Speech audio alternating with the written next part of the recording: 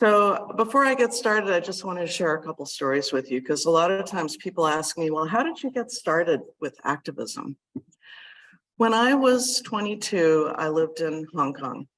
I was working as a fashion designer, and I had a job where I would take a train out to the new territories. I was working in a factory, and the train station would come out in the middle of a slum. And as I went there each week, there were a bunch of kids who were very curious about me. At that time, I was 22 years old. I had long platinum blonde hair. And so the kids would come out, following me. So I started bringing treats for them every week. And I befriended one of the kids in particular. And one week I came there, and the little boy that I usually spoke to was gone. And I said, well, what happened to so-and-so? They said, oh, he died. This was a shanty town. They had open sewers, no running water, no electricity. I've visited probably 5 communities like that around the world since then. The favelas in Brazil, one-room dirt huts up in the mountains of Guatemala when I went with a team of surgeons on a cleft lip palate trip. Gosh, so many. But all of those experiences kind of rolled together, and at some point it hit me that I could not just be a person who would give money to a mother on the street or give to an organization that probably spent half of it on advertising, but I could actually find somebody who was on the ground and support them and make a difference. So that's a big part of what we do with our company. Even though people think we sell fabric, we've raised almost $2 million. We're going to hit $2 million that we've raised for charity this year. Well, a few weeks ago, I was in Nantes, France, and I gave this talk, and I got a laugh out of this first slide. I said, you guys, you have a long history of activists in France. And of course, this is Joan of Arc, made by this wonderful artist, Verushka. And, who are activists? Well, they're heroes and heroines. The original activists are the original superheroes, right? And what's their superpower? It's their passion. It's their ability to see. It's their ability to look and actually see what's happening and not look away. So we have a lot of things happening in our world today that break our heart over and over again. Whether you watch the news or not, you have to be aware of it. It's in our communities, it's in our country, it's all over the world. And it can be very discouraging, right? What can one person do? We have a lot of images that come to us as artists that we can use, that we can be inspired by. We have a lot of colors. Sometimes activist art is just about a color. And when you read the artist statement, you know what that artist meant. Sometimes color can be the most powerful punch, right? We have shapes, right? These are images from the fire that we had in Boulder, Colorado, in my town where I live. This is why I have a rattly, raspy throat, is because now the fires from Canada, the smoke from that, have been coming down to Colorado this week. But we also have really big issues like the war in Ukraine. This is one that just breaks my heart. And, after a year, for some people, it'd be easy to look away, right? Oh, I'm tired of this. It's in the news every day. I met a woman at the Clinton Presidential Center who brought 200 girls out of Afghanistan when it fell, and she's educating them in Rwanda. And there were many women who spoke at that conference, but the last thing she said to us is, don't look away and don't forget us. And as I visited these communities that I described before, that's one thing that people say. I've had grandmothers come up to me, grasp my hands with tears in their eyes and say, don't forget about us. Please tell our story. So part of being an activist is collecting stories and perhaps putting them into your work or sharing them, when you're teaching or speaking. There are so many images from Ukraine. Some of them are just overwhelming, too much to bear. I'm working on a piece about endangered species right now, but my next piece is going to be about Ukraine, and I've been thinking about it for a year. And maybe you have a piece like that in you too. You know, it may be texture and color, it may be literal, it may be figurative. But if you have those feelings, I found the best way to deal with those feelings is to make a piece of art and to put it into your art. There's a lot of activism going on now, a lot of protests, a lot of people getting together and saying we need to stand up and speak out and show what we really care about. And there's a lot of art being made. And really, it's to the point where there's so much activist art being made, there's tons of clip art about activism online. And you'll see some of it here that I'm going to show you. And lots of photos too. You know, there's so much inspiration and information out there. If you just Google, I still can't get over that that's a verb, right? If you just Google activist art, and then if you want to go down a particular rabbit hole, activist art, whatever that your own rabbit hole is, you know, you can find some amazing images. And I collect images, and not that I'm going to copy them, but I make pieces that are kind of a combination of all of this information that I've gathered. So here we have a historic black and white photo from the 60s, and we have a piece of activist art on the bottom. You know, these images, this energy, these feelings, they don't go away. The issue of suffrage, several years, well, what is it? A few years ago, we had the 100th anniversary of the 19th Amendment.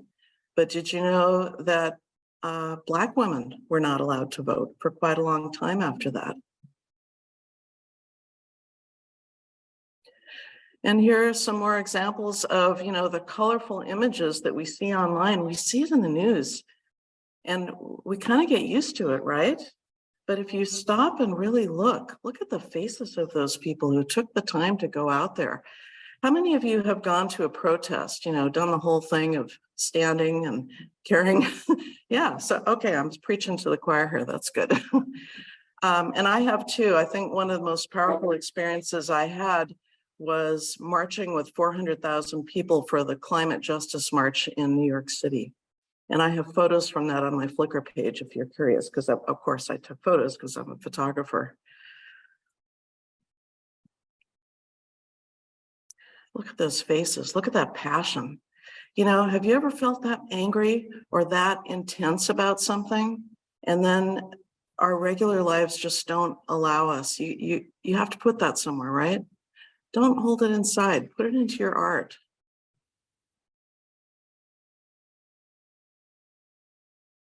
And of course, you know, the Black Lives Matter movement. There's so much art that has been generated from that. So again, I ask you to stop and look and really see and try to understand how it feels to be in that place. I had an amazing experience 10 years ago. I traveled with Carolyn Mazlumi's guild to South Africa. And while we were there, the Ferguson riots were occurring. And so I think now we've all heard of the talk that our friends, Black mothers, Black parents give to their sons in particular, but you know, all their children, about if you get pulled over, how not to get killed. Isn't that just insane that that is still occurring in our society? So I got to sit with 150 Black mothers and grandmothers during the Ferguson riots and hear them talk about that. That had a really big impression on me. I thought I knew. I mean, I still don't know because I'm not a Black mother, but I know more now than I did before that. And there's so many iconic and symbolic images that we can think about. I'm waiting for someone to do an image like this of fists of all different colors holding up giant needles and spools of thread. I hope somebody out there will do that. I don't have time for that, but I'd love to see it. And of course, you know, here's another issue that we're struggling with in our society. And of course, save the planet. I mean, man, back in 1975, when I was in high school, I was incredibly depressed about what I saw was inevitable that would happen to the planet. I didn't want to go to college or get married or have kids, but life happens. And I've had an opportunity to raise 3 kids and pass on my perspective to them and then turn them loose and let them figure out how they feel about that and what they're going to do about it. But they go through that as well, and those of you who are parents of young adults, how do we deal with that? How do we support those kids? Well, sometimes our artwork can support them, right? There's a huge amount of energy in activist street art, and that's another rabbit hole you can go through. So I'm just giving you a lot of ideas. If you're interested in this topic and you really want to start contributing, this is another place where you can look and see what others are doing. And again, obviously, we don't want to copy it. We want to take it the next step further. The one on the lower left here, you see, has got a backpack full of toilet paper. I thought that was good. That was during COVID, and the holster with the hand sanitizer. And Greta, I mean, she's amazing. She is like a luminary being from another planet as far as I'm concerned. And I love seeing the images that are being created, but I thought you'd particularly appreciate the one on the right because it's very quilt-like, right?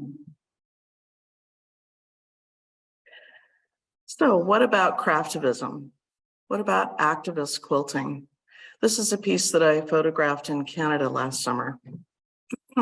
By the way, if you've never been to Quilt Canada, it's every year in the summer, I think in June.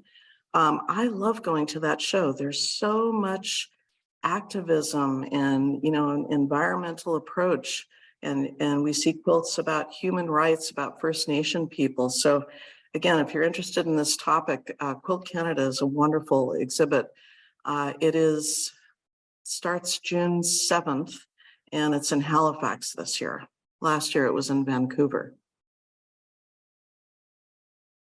So we do have a history of activism and quilts here in the US, right?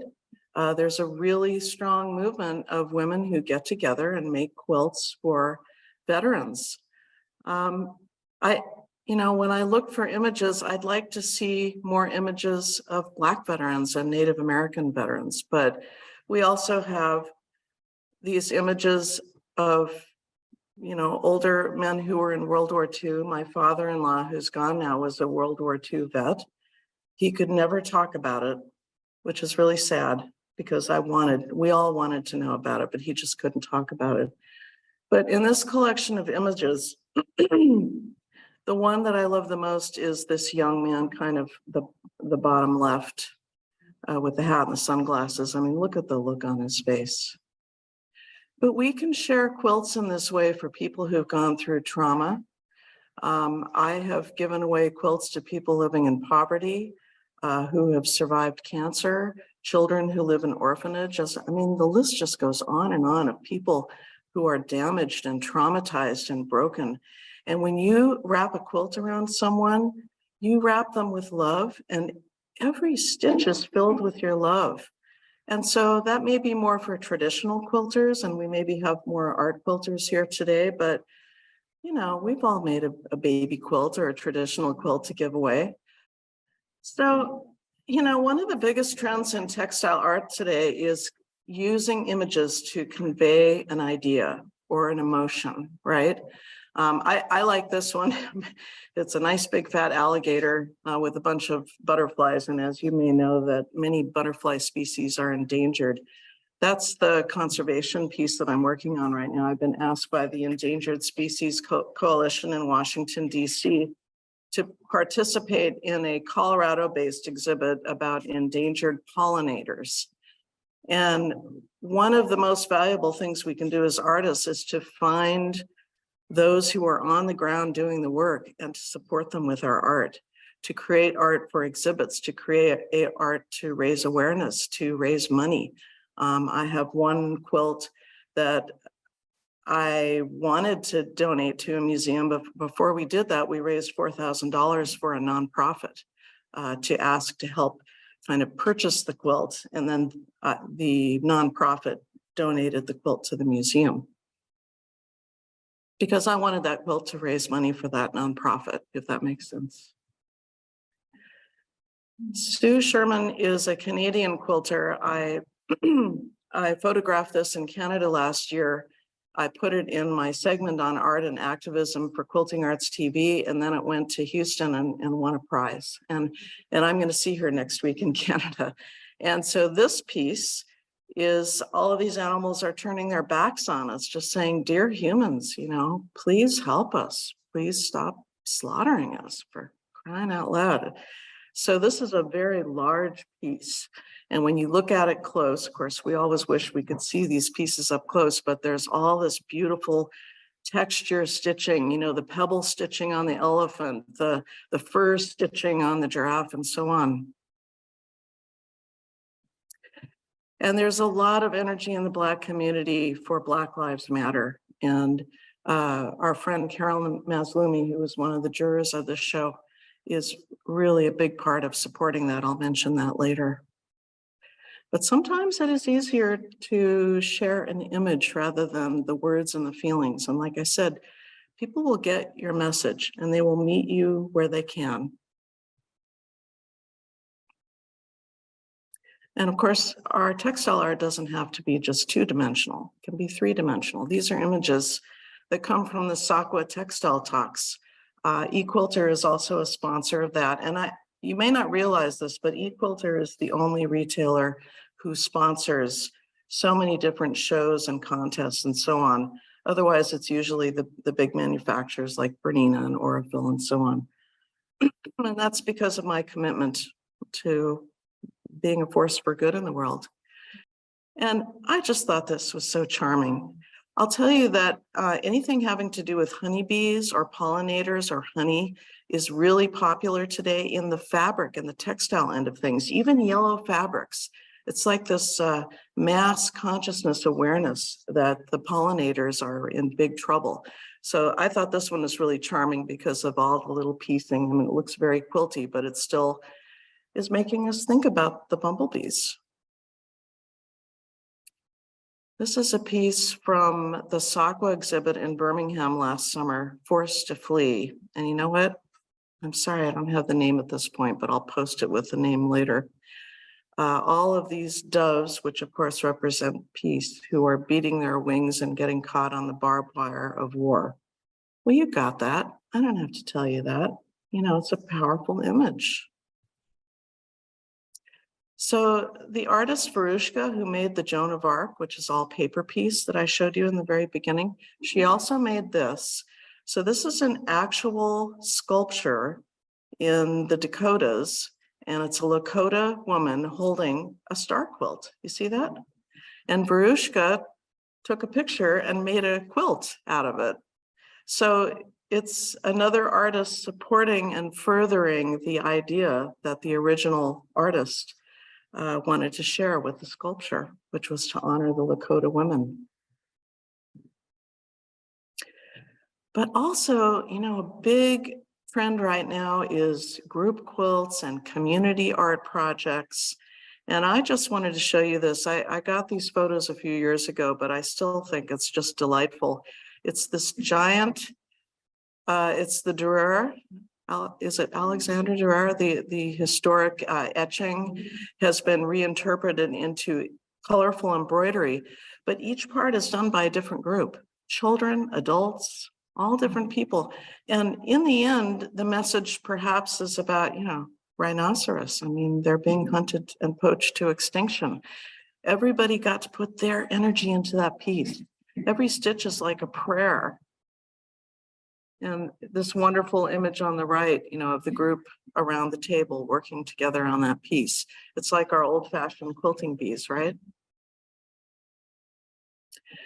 Embroidery is really resurfacing as a craftivist method of expressing ideas, emotions. So here on the left, we have a Ukrainian tractor pulling a Russian tank. Do you remember that story at the beginning of the war? And on the right, we have somebody who's making their statement about pollinators. It's very subtle, it's not in your face, but it's there. And then there are pieces like this that are embroidered or thread painted.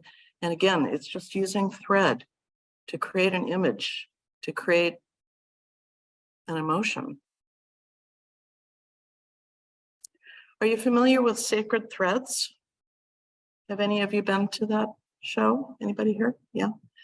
That is a beautiful project. And Vicky Pignatelli, who started it, she had a story about it. She put a spiritual quilt into a show and it was rejected because of the subject matter. And she decided that there needed to be a project, a show, where you could have a wide range of these at the time taboo or maybe taboo subjects. And it has really grown over, I think, 20 some years into a place where you can submit quilts about grief and loss, about war, about love and peace and brotherhood, but also some of the difficult social topics that we're working with now. It's a place where you can express that and get it in the show, and then the show will travel. So Lisa Ellis took over from Vicky Pignatelli, and now Lisa, after doing it for several years with her team, she's stepped down, and there is a new group in Indiana who's taking over. The big show was going to be in 25, but there's going to be a smaller show in 24. So if you're interested in that, you might want to go to the Sacred Threads website and just get on their newsletter list. So you will get information about that, because that is a great, I don't know about you, but I'm really great with deadlines. Like, my life is so busy, if I don't have a deadline, it's not going to get done. So this is my piece on the right. This was at the entrance, and we also sponsored this show. I'll show you this piece later. But I wanted to show you a few of the pieces from Sacred Threads.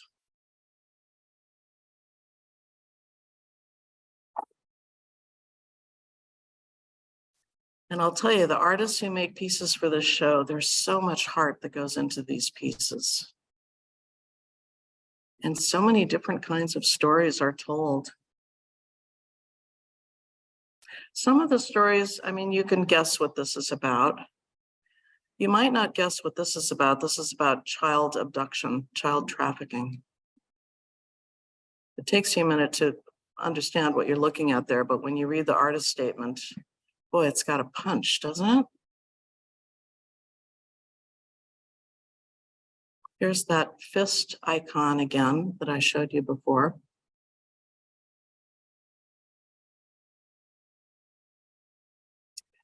And of course, this exhibit embraces all faiths.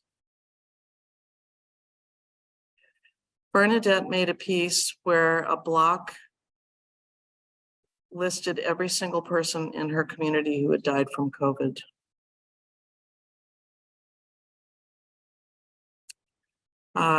Hope, I believe this was about the loss of her husband and how she felt afterwards. And again, you know, you see it, you get the feeling of it, but you read the artist statement and it really has an impact. Often quilts are made with clothing of people we've lost.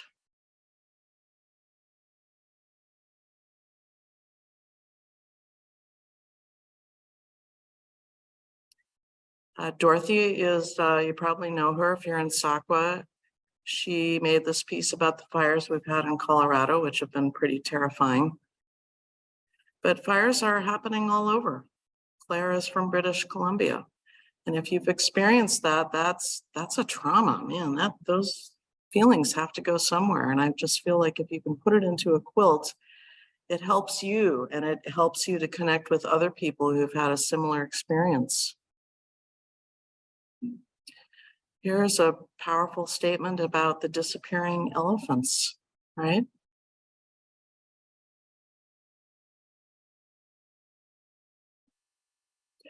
Or you can make a more literal piece. I'll show you a piece later by Carol Breyer Fowler with orcas. In the Puget Sound area, there's a pod that is endangered. So we can see, I think this is Mount Rainier. I'm pretty sure it must be Mount Rainier here. and an image of an orca. And for anybody who lives in that area, they immediately know that that's what this is about. And sometimes it can be, you know, just blunt. This is pretty blunt, but powerful again. The rainbow colors are symbolic, right? The black and white hands and the words. This is a piece that I photographed at the Birmingham show in the UK last summer. And I thought you'd like to see how the letters were created.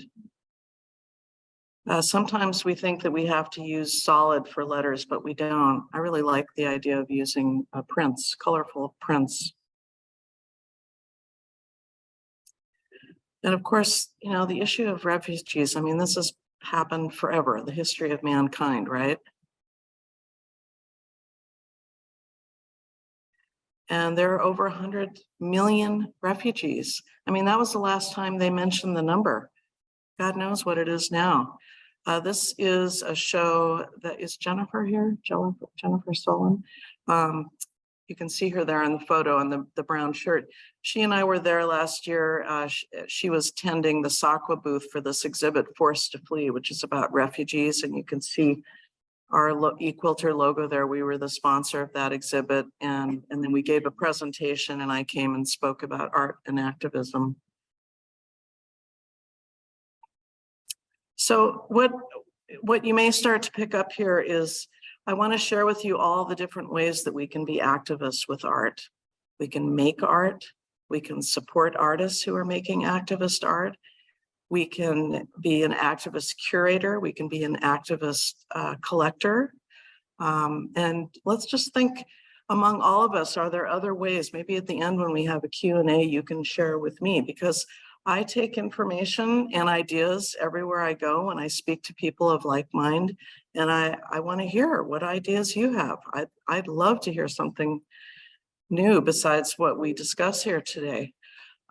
So the other charity aspect of my company, and I share this with you just to give you ideas, you know, because I've been doing this for a long time, and you would be amazed how numbers add up over time. I have lost track, but I know for sure we have collected and distributed over 18,000 donated comfort quilts. It started with 9/11, 3,500 quilts. We had 2,500 quilts that we shipped to Japan after the tsunami and earthquake. 1,500 that went to Sandy Hook. 1,000 quilts that just went to Poland for Ukrainian refugees. I don't even know how many quilts our customers sent to Uvalde in the last year. But if you have a position where you can speak to people and inspire them and organize them, and in my case, because of my business, we have a subscriber list of 120,000 people, I can put the word out, and they put it out to their guilds. And, you know, I don't know, I'm sure that reaches at least 1 million people. So I try not to misuse that, but I try to use that power for good, as you can say. So this is just one batch. You know, we would get in just batches and batches of quilts. We would tell people, either if you're not in Colorado, ship directly to the source, or if you're in Colorado, drop it off with us and we'll ship it. So this was just one batch that we shipped out. We also work with our nonprofit partners, and that's something I want to encourage you to do, is to develop relationships with nonprofits. It doesn't just have to be local or state. It can be national, it can be international. One of the groups that I've been working with is Engineers Without Borders.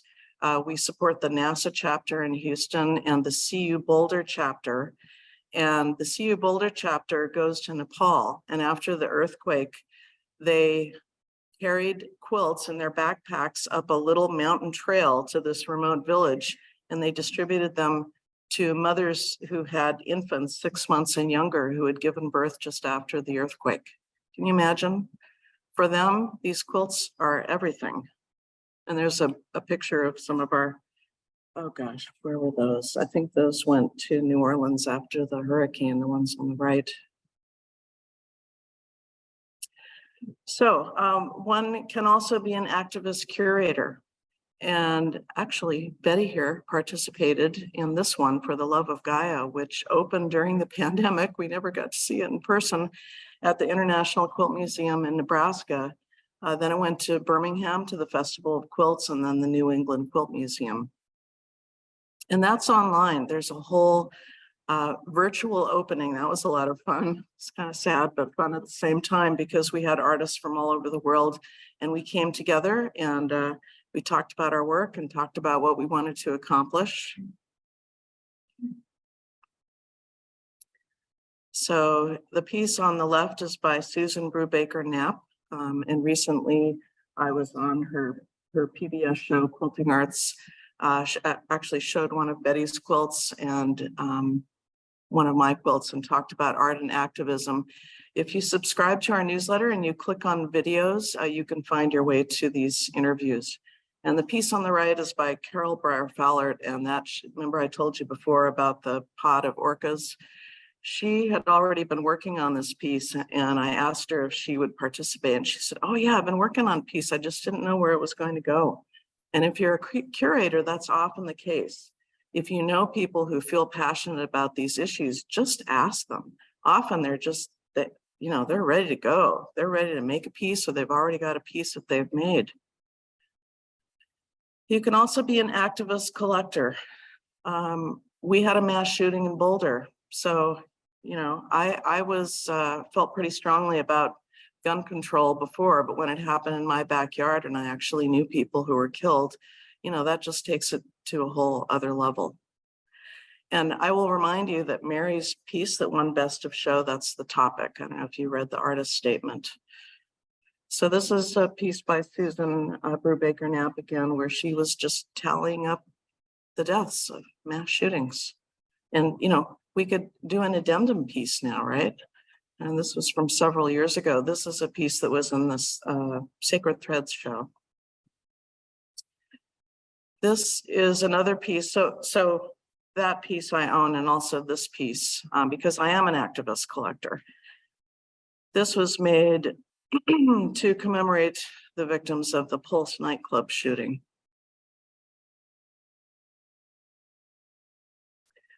And this was made by a previous exhibit that actually it was a challenge contest using some fabric that I had designed, and then everybody who was juried in, and then there were prizes, and the exhibit traveled. They were all made with this fabric, which I'll show you in a little bit. This is by a Spanish artist,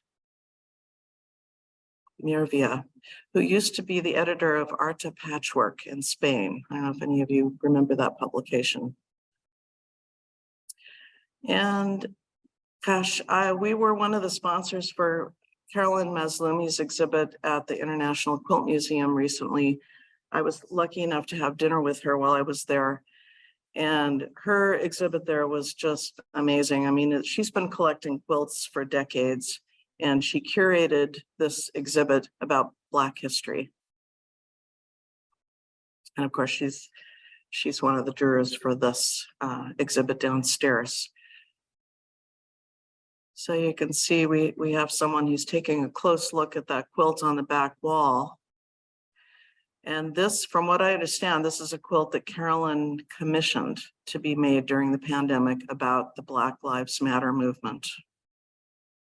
It's a large piece, and when you get close to it, you see a lot of details and a lot of powerful emotions.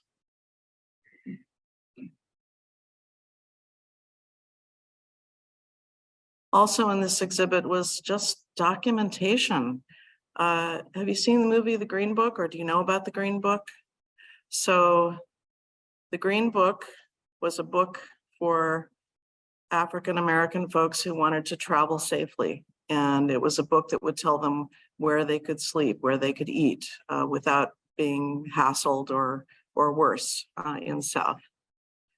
And this is a piece that shows pages of that, and you can see safe havens. And anyway, that's a piece. So these pieces are on my photo page, and I'm sure you can access them online as well if you're interested in following up. This is a really powerful piece. You know, I look at this piece and I really try to dissect what is it that makes this piece so powerful. It's about Katrina, the hurricane in New Orleans. And I think it's the value and the, you know, the really strong value changes of the black and the light and the really disjointed shapes. You can just feel the chaos and destruction of the moment. So I'm just going to share with you quickly the groups that we give to. The 2% of all sales on our website go to Doctors Without Borders, who are in Ukraine right now, by the way, Engineers Without Borders, the Wild Foundation. The Wild Foundation asked me to come and speak on art and activism in March of 2020 to speak in Jaipur, India, and then it got canceled because of the pandemic. But they say that they're going to do it again next year, and they've asked me if I'll come and speak on the topic there. The Ocean Conservancy, we've raised over $330,000 for breast cancer research. Both my mother and mother-in-law were breast cancer survivors. Mission of Love works in Pine Ridge in Guatemala and Mexico, but they also shipped containers of food and medical supplies and quilts to Ukraine. Altrusa, which helps orphans in China because our youngest child was adopted from China as a baby. And we also, about 15% of that goes to art nonprofits, which includes the nonprofits in our industry. So I'm going to share with you some examples of my work and a little bit of the history of my art activism. This is a collection that I designed, and I actually collaborated with a friend of mine, Roberta Collier Morales, and it's called Mothers of the World, and I made it into a quilt, and this is hanging at the Peace Tech Lab, which is part of the U.S. Peace Institute in Washington, D.C. It's north of the Lincoln Memorial. It's a very distinctive piece of architecture. If you're up on the promenade at the Lincoln Center, looking off towards the Lincoln Memorial, you can see this building. And I've met a lot of really interesting people, and I'll tell you, people who work for nonprofits are really excited to meet artists who are making activist art. So we donate to Engineers Without Borders. The founder on the right, Bernard, lives in Boulder, so I've gotten to know him and his wife really well. On the left, this is my friend, Dr. Jack Bacon at NASA, and he's the one who introduces me to astronauts. And he was really excited to learn about our work, and he always makes jokes about, you know, astronauts and quilters, but I'll tell you, after we sent 2,500 quilts to Japan, he talks to the astronauts up on the space station. And there was a day where they had a whole conversation about our work, our nonprofit work, and how we had sent all these quilts to Japan. And he's like, yeah, I was in mission control talking to the astronauts about all the quilts that you've sent over to Japan. That's kind of cool. Jack gave me this story, which is bittersweet. It's about Tom Stafford and his cosmonaut counterpart, Alexei Leonov. And it was their friendship that was the basis of the US-Soviet space program. And of course, now we're in a pretty sad place. The space station is going to come down, I think, in the next several years. And well, it's just sad, but you know, there are all kinds of people working for peace. When I was in Moscow and I went on a tour, my translator had been the translator for the Americans who came to Moscow to try to convince them to start up this collaboration for the space program. And she told them, these Americans, I think they're really serious about this. They're really nice people. I think they're very, you know, authentic and very enthusiastic and so on. And they said, no, you can't trust the Americans. And of course, you know, we have our own biases against that. And of course, we know not all Russians are bad. There's just one in particular I'm not too happy with right now. But, you know, there are good people everywhere and there are bad people everywhere too. And, you know, we just have to make strong connections with the good people. So this was a happy piece about these two astronauts who forged an alliance and worked together. But through my connection, again, this is about making connections with nonprofits. I got to meet Karen Nyberg. I had a piece in a show at NASA.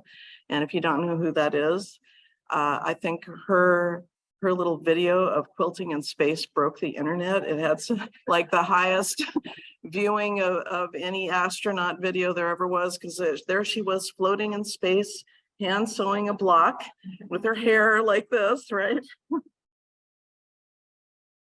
And I've become friends with Ron, who is inspirational speaker. He travels around the world speaking about, well, it's the title of his book, Orbital Perspective.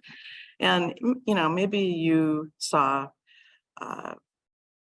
what's his name? William Shatner, after he went up in space. He was only up there for 10 minutes, but he said basically the same thing that Ron's whole book is about, is when you're up there and you look down, you realize how fragile the earth is, and that we all have a responsibility to take care of it and to stop arguing about these petty little disagreements and work for the greater good. And I also met several years ago, my friend Jack Bacon. I know he set this up because he must have known that Victor was going to be the pilot of the first moonshot. Do you recognize this guy? He was in the news a few months ago. Victor Glover. He's going to be the pilot of the moonshot. So watch for that name. He's the first Black man. I think he was the first Black man to spend time on the space station as well. So in Colorado, there was this terrible toxic mine spill into the Animas River, and it flowed down through the native reservations and then down in through the Colorado River, and eventually affected over 20 million people. And so this is a piece that I made. And, you know, we always want our quilts to have several different layers. We want them to have, you know, we see them from a distance and we go, wow, that's really something. I want to see that closer. And we come closer and we start to realize there's more to it. And then maybe we get really close and we see the incredible little details. So in this piece, which was acquired by the International Quilt Museum in Nebraska, you can see that when you get close down in the water, there are skulls. There's stitched in the names of the communities and waterways that were affected, and also arsenic and mercury and the radiation sign and so on, because these were all the things that were dumped into the water. The water was being tested and it was not being reported accurately to the public. So I had scientist friends and doctor friends who lived there, and they were testing the water, and they were consistently getting different results that were not being reported to the public. And the doctors were reporting like a spate of cancer cases that were extremely unusual that also were not being reported. So my friends called me up and said, would you please make a quilt about that? Well, yeah, I felt like I had to. And that was the quilt that went to the Water is Life exhibit at the United Nations in Geneva. And this guy here, keeping track of the time, was the cultural attaché. And there's my piece in the background, just like behind his nose and his chin. And he came up to me and he shook my hand and he leaned over and he said, you have to keep making pieces like this. This is really powerful. And I kind of went, oh, okay. And so I took that as a sign that I really needed to start to make a commitment that all of my work would have a message. I travel up north to photograph wildlife, in particular the polar bears. I've been documenting their demise for 11 years. This is a handsome fellow who I photographed, I think, on my first trip up there.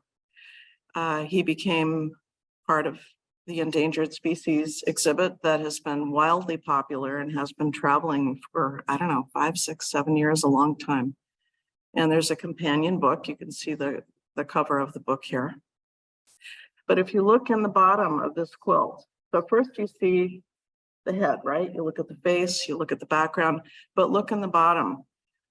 The story here is that my scientist friends, the polar bear researchers, they say that the toxins they're finding in the carcasses of dead bears indicates that they're going to die from all the poisons in the environment before the climate change starves them, because it's genetically damaging the cubs and the survival rate of the cubs has plummeted. So what do we do about that? Well, first we have to talk about it. We can't look away. We can't pretend like it's not happening.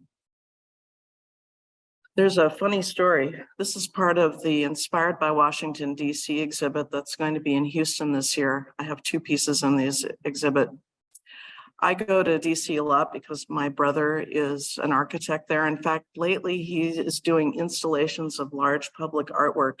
Do you remember the big Martin Luther King and his wife copper sculpture that was recently installed in Boston? He was part of the team that installed that piece.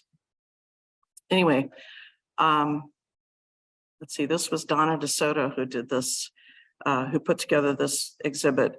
So she put a call out and artists responded and saying, oh, I want to do the Lincoln Memorial. I want to do, this, that, and the other in Washington.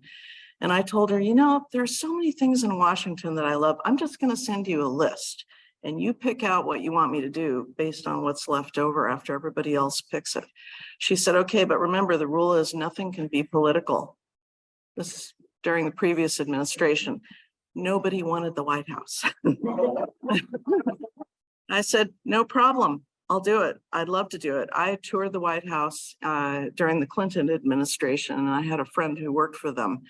So I said, yeah, I'd be happy to do it. So this is called Front Door, Back Door, Sunrise, Sunset, and it represents administrations come and go, but what the People's House represents will always remain, right? There's a message for my viewers if they take the time to read the artist statement. I think they'll get it.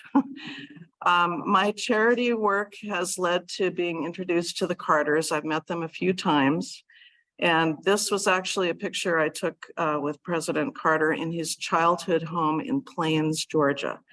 I'm an ambassador for the Carter Center. If you think that Habitat for Humanity is what the Carters do, you need to check out the Carter Center because that's like 99.9% of what they are really doing and making a difference in the world. So that led to doing a commission, which I was going to donate to her, back to her for Rosalind Carter. And I asked her, what would you like me to do? Is there some historic moment that you would like me to cover? And she said, yes, when I spoke to Congress about the mental health issue. And she was only the second first lady to testify in front of Congress.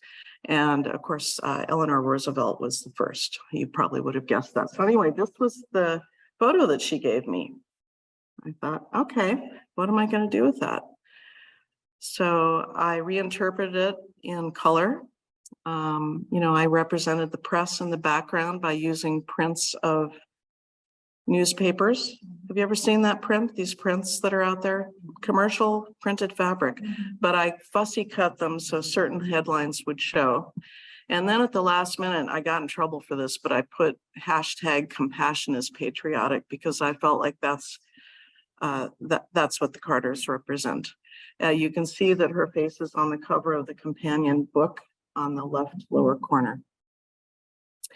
I was supposed to give it to her in person while I was at QuiltCon in February, but that's that week Jimmy Carter went into hospice and they were not able to meet with me. But it has been acquired by the Carter Center and they're going to send me a picture of it installed.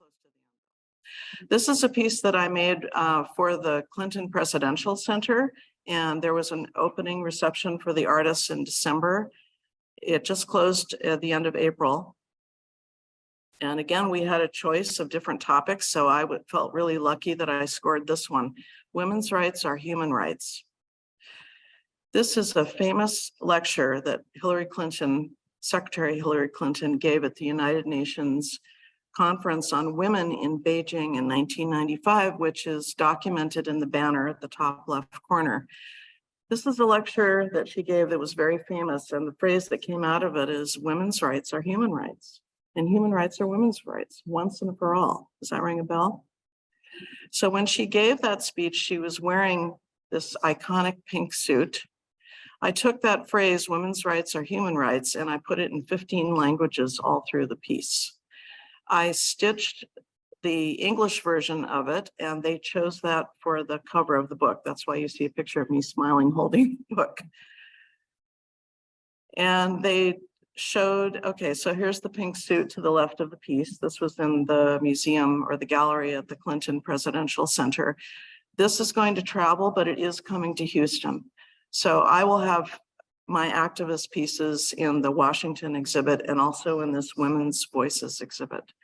Now look, these things don't happen overnight. I've been doing this a long time. One connection leads to another introduction, you know, and it just keeps growing and growing, and you have to be really kind of tenacious about, you know, maintaining and nurturing those connections and seeing where they may lead. And when a nonprofit says, wow, we really love what you do, we want to work with you, then, you know, keep watering that and see what comes of it. And of course, what came of that for me was being able to meet Secretary Clinton and her daughter Chelsea, and attending a really high-powered conference of women leaders. We had women heads of state, we had nonprofit activists, we had a wide range of really dynamic, intelligent women who spoke to us, and the audience were activists and donors, you know, and of course, when you meet donors, you can encourage them to think about the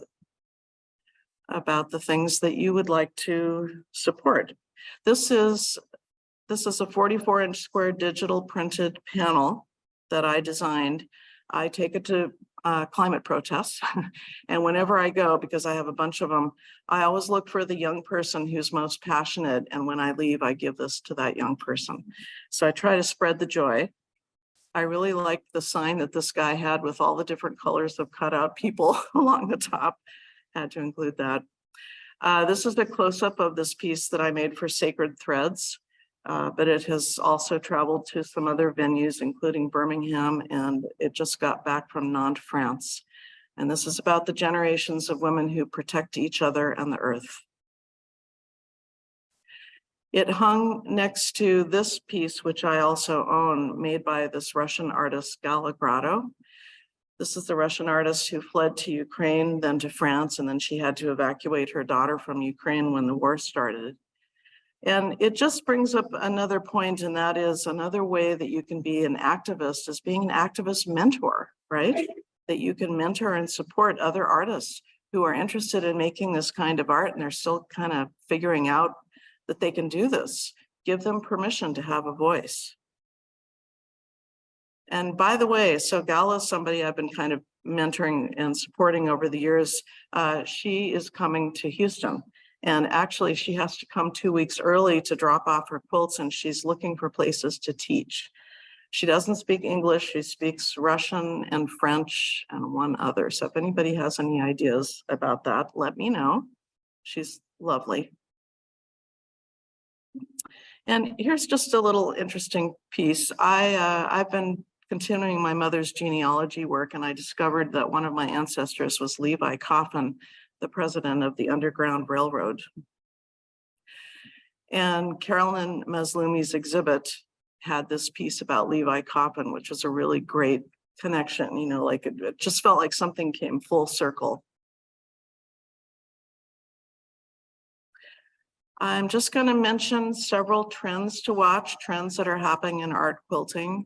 And you can take a picture of this, or you can look up the link and maybe do a screen capture from the recording. Happy to share all of this, but these are just different ideas for making quilts. Well, thanks everybody. I appreciate you coming to my presentation. I hope that this has given you lots of great ideas for your own creativity and your work in the near future. Thanks again. Bye-bye.